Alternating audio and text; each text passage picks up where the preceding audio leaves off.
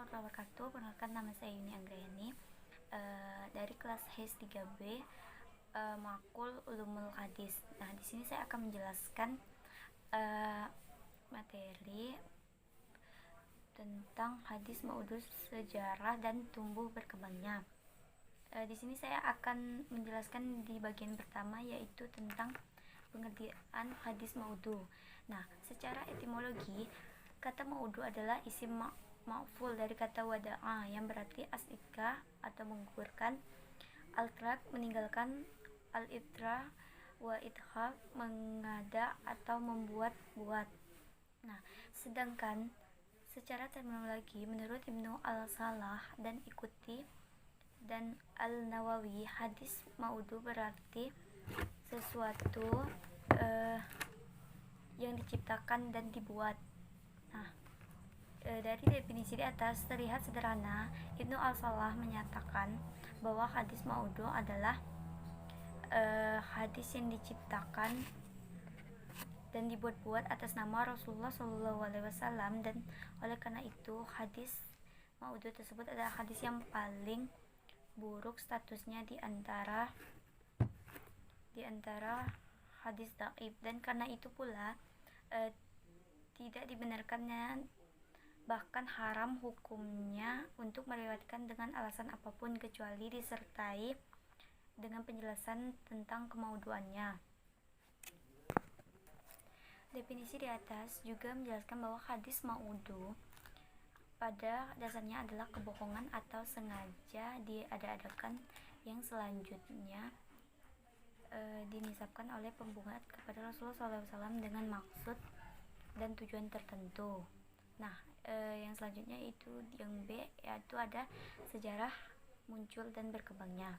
Masuk penganut agama Islam lain ke Islam sebagai hasil dari penyebaran dakwah ke pelosok dunia, secara tidak langsung menjadi faktor awal dibuatnya hadis-hadis maudhu.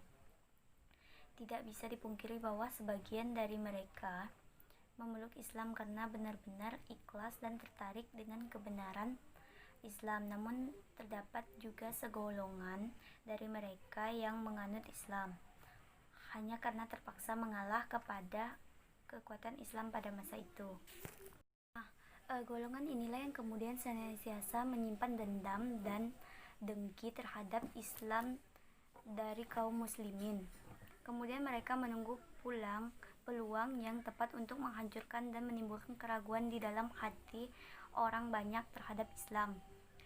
Peluang tersebut terjadi pada masa pemerintahan Khalifah Utsman bin Affan pada W35 Hijriah yang memang sangat toleran terhadap orang lain. Imam Muhammad ibnu Sirin 33 sampai 110 Hijriah memutuskan pada mulanya umat Islam apabila mendengar sabda Nabi SAW, berdirilah buru Roma mereka. Namun setelah terjadinya fitrah, terbunuhnya Utsman bin Affan, apabila mendengar hadis mereka selalu bertanya, dari manakah hadis itu diperoleh? Apabila diperoleh dari orang-orang ahlul sunnah, hadis itu diterima sebagai dalil dalam agama Islam, dan apabila diterima dari orang-orang penyebar bid'ah, hadis itu ditolak. Yang selanjutnya yaitu di antara orang yang memainkan perannya dalam hal ini adalah Abdul bin Sabah, seorang Yahudi yang mengaku memeluk Islam dengan berdalih membela Sayyidina Ali dan Ahlul Bait. Ia berkeliling ke segenap pelosok daerah untuk menabur fitrah. Ia berdakwah bahwa Ali yang lebih layak menjadi khalifah daripada Utsman. Bahkan Abu Bakar dari Umar, alasan Ali telah mendapat wasiat dari Nabi Sallallahu Alaihi Wasallam. Hadis palsu yang ia buat berbunyi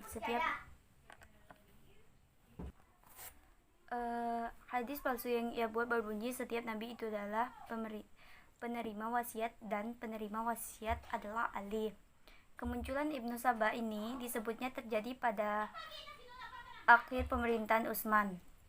Untungnya penyebaran hadis maudhu pada waktu ini belum gencar karena masih banyak sahabat utama yang mengetahui dengan persis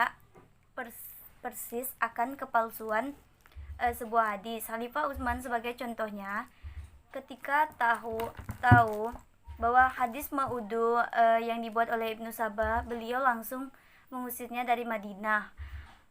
Hal yang sama juga dilakukan oleh Khalifah Ali bin Abi Thalib.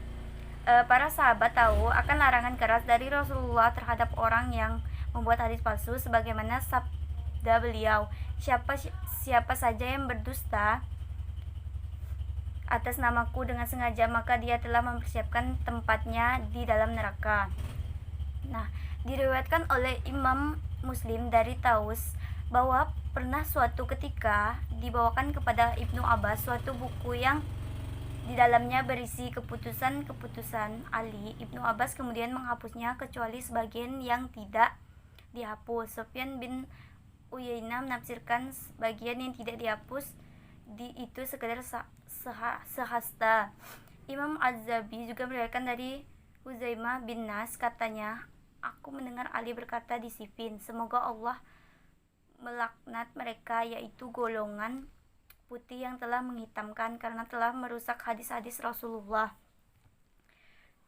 Menyadari hal ini, para sahabat mulai memberikan perhatian terhadap hadis yang disebarkan oleh seseorang. Mereka tidak akan mudah menerima sekira ragu akan kesahihan hadis itu. Imam Muslim dengan sanadnya meriwayatkan dari Muzaid W 104 Hijriah sebuah kisah yang terjadi pada diri Ibnu Abbas. Bushair bin Ka'ab telah datang menemui Ibnu Abbas lalu menyebutkannya sebuah hadis dengan berkata, Rasulullah telah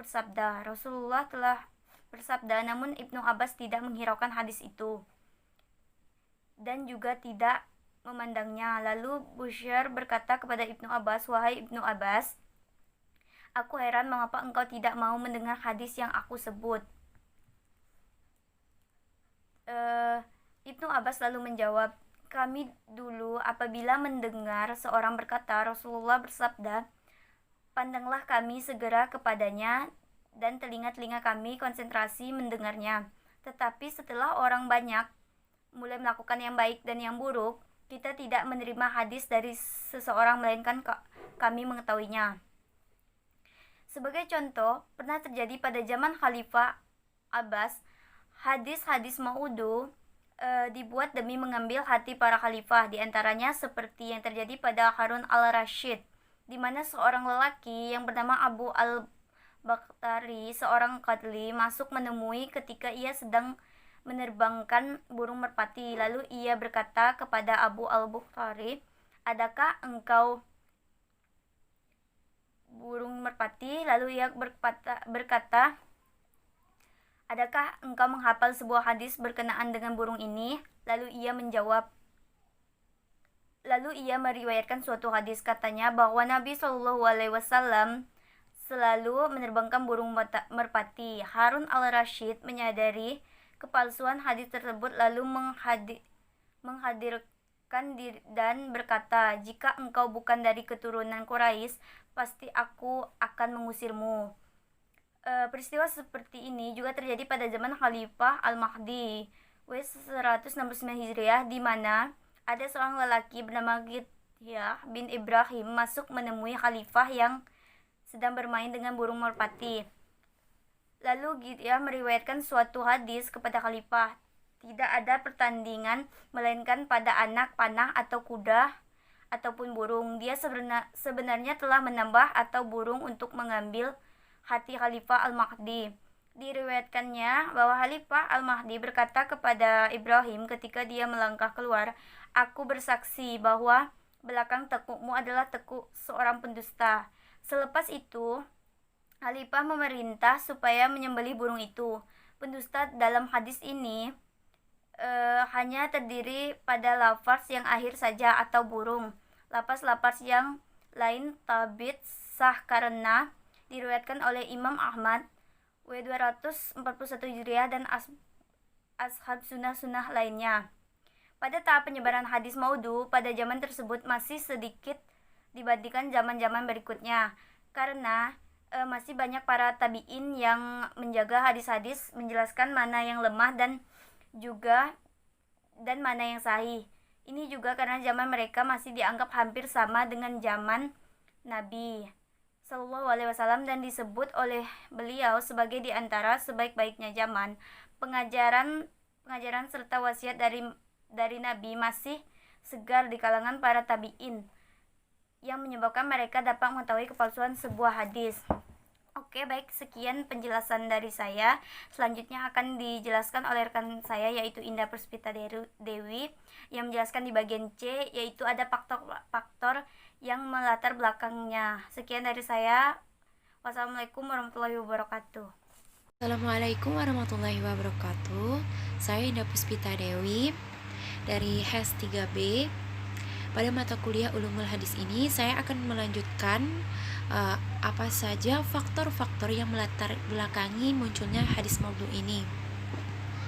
Nah, data sejarah sudah membuktikan bahwa pemalsuan hadis tidak hanya dilakukan oleh orang-orang Islam, melainkan juga dilakukan oleh orang-orang non-Islam. Banyak sebab-sebab yang dapat memunculkan hadis maudhu. Yang diantaranya yang pertama itu faktor politik, yaitu munculnya setelah Utsman bin Affan wafat, timbullah perpecahan di kalangan umat Islam. Perpecahan tersebut berlanjut dengan lahirnya kelompok-kelompok pendukung masing-masing pihak, seperti kelompok pendukung Ali ibnu Abi Thalib, pendukung Muawiyah ibnu Abi Sufyan, dan kelompok Khawarij yang muncul setelah terjadinya perang Siffin, yaitu antara kelompok Ali dan kelompok Muawiyah. Perpecahan yang berkaitan dengan politik ini mendorong masing-masing kelompok berusaha untuk memenangkan kelompoknya dan menjatuhkan kelompok lawan. Dalam upaya mendukung kelompok mereka, masing-masing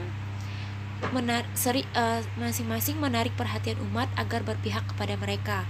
Maka dalam melakukan kampanye politik, mereka mencari argumen-argumen dari Al-Quran dan hadis. Akan tetapi, jika mereka tidak menemukan argumen yang mereka butuhkan di dalam kedua sumber tersebut,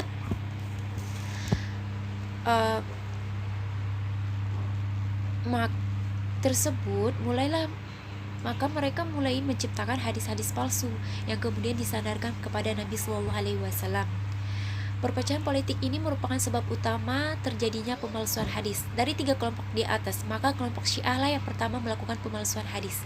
Di antara hadis-hadis yang dibuat oleh kelompok Syiah, "Hai Ali, sesungguhnya Allah telah mengampuni engkau, keturunan engkau, kedua orang tua engkau, para pengikut engkau, dan orang-orang yang mencintai pengikut engkau." Sebaliknya, kelompok yang mendukung Muawiyah sebagai lawan dari kelompok Ali dalam rangka memberikan dukungan dan untuk kepentingan politik Muawiyah juga menciptakan hadis-hadis palsu yang mereka sandarkan kepada Nabi SAW.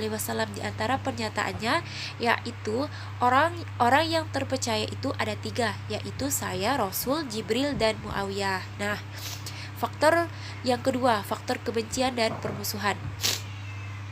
Keberhasilan dakwah Islam menyebabkan masuknya pemeluk agama lain ke dalam Islam. Namun ada di antara mereka yang masih menyimpan dendam sakit hati melihat kemajuan Islam.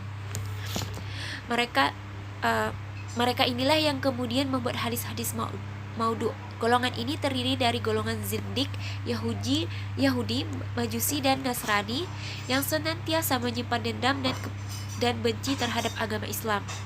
Mereka tidak mampu untuk melawan kekuatan Islam secara terbuka, maka mereka mengambil jalan yang buruk ini, yaitu menciptakan sejumlah hadis maudhu dengan tujuan merusak ajaran Islam dan menghilangkan kemurnian dan ketinggiannya dalam pandang ahli fikih dan ahli ilmu.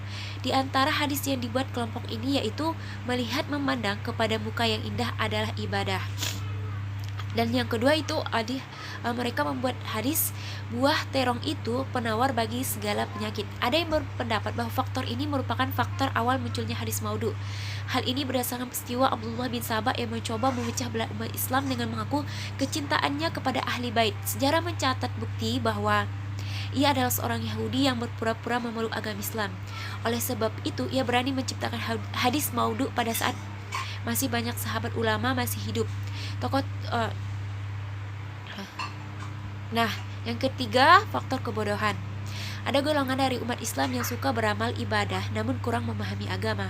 Mereka membuat hadis-hadis maudhu dengan tujuan menarik orang untuk berbuat lebih baik dengan cara membuat hadis yang berisi dorong-dorongan untuk meningkatkan amal dengan menyebutkan kelebihan dan keutamaan dari amalan tersebut. Amalan tertentu tanpa dasar yang benar melalui hadis takrib yang mereka buat sendiri. Biasanya hadis palsu semacam ini menjanjikan pahala yang sangat besar kepada perbuatan kecil.